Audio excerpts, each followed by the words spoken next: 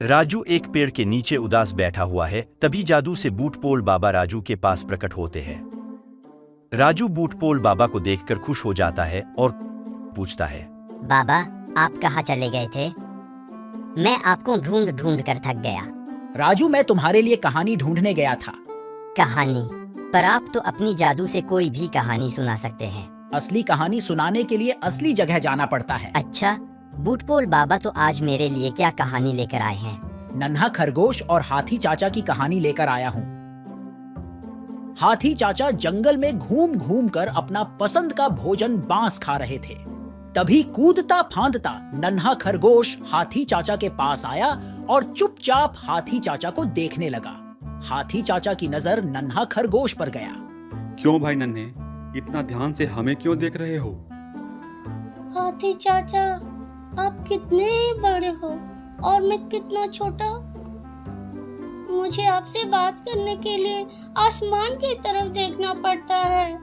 हाँ नन्हे, भगवान ने हमें इतना बड़ा बना दिया, लेकिन तुम जितना उछल कूद कर सकते हो, कहीं भी जा सकते हो, वह मैं नहीं कर सकता।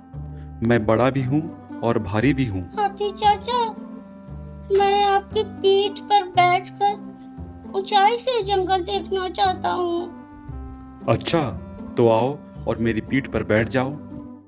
इतना कहकर हाथी चाचा नीचे बैठ गया। नन्हा खरगोश कूद कूद कर हाथी चाचा की पीठ पर बैठ गया। हाथी चाचा खड़ा हो गए और नन्हा खरगोश को जंगल घुमाने लगे। नन्हा खरगोश बहुत खुश होकर चिल्ला चिल्ला कर जंगल का मजा लेने लगा। बाबा, कितना मजा आ रहा है। चाचा चाचा, ऊपर से जंगल कितना अच्छा लग रहा है। ऊपर से तो हमारे सभी दोस्त कितने छोटे छोटे लग रहे हैं।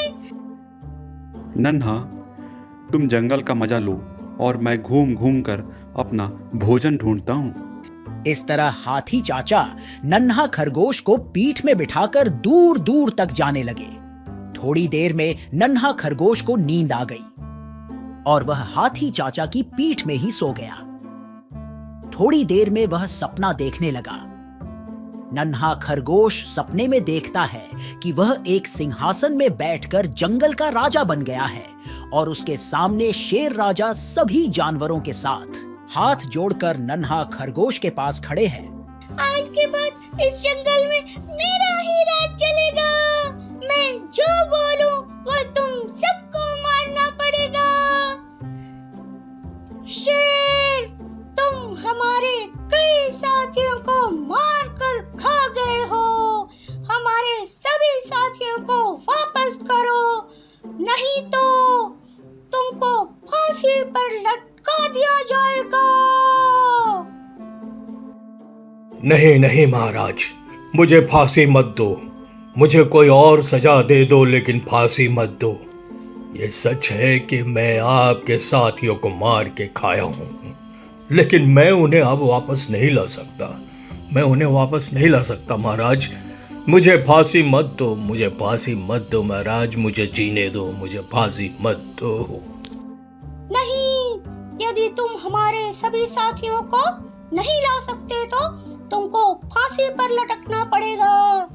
तुमको फांसी की सजा दी जाएगा।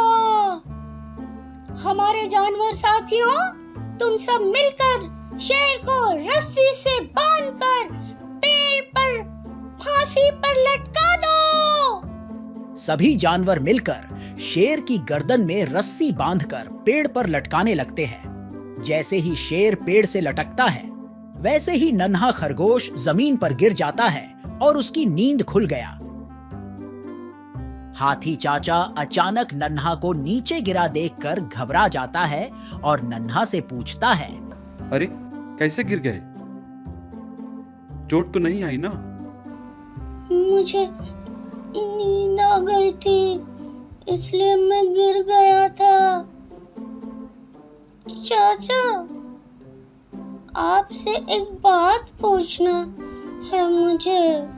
हाँ हाँ, पूछो पूछो। अरे अरे अरे, क्या तो मैं कितना छोटा हूँ?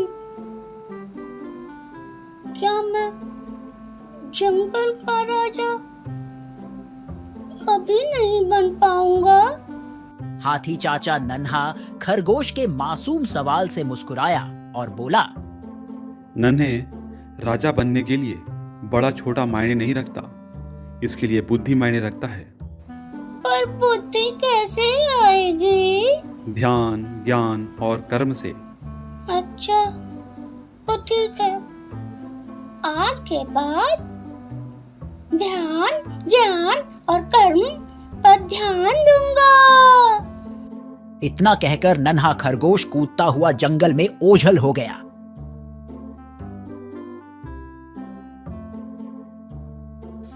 अगर अच्छी कहानियाँ देखनी और सुननी हो तो चिल्ड्रंस वर्ल्ड देखें, ताकि आपको बहुत मजा आए। और इसे देखे ही नहीं, लाइक, शेयर और सब्सक्राइब करें, ताकि आपके दोस्त भी इन कहानियों को देख और सुन के बहुत मजा करें और लुत्फ उठाए, और उन्हें भी कहे कि लाइक, शेयर और सब्सक्राइब करें ताकि आपकी तरह वो भी ढेर सारे अपने दोस्तों को शेयर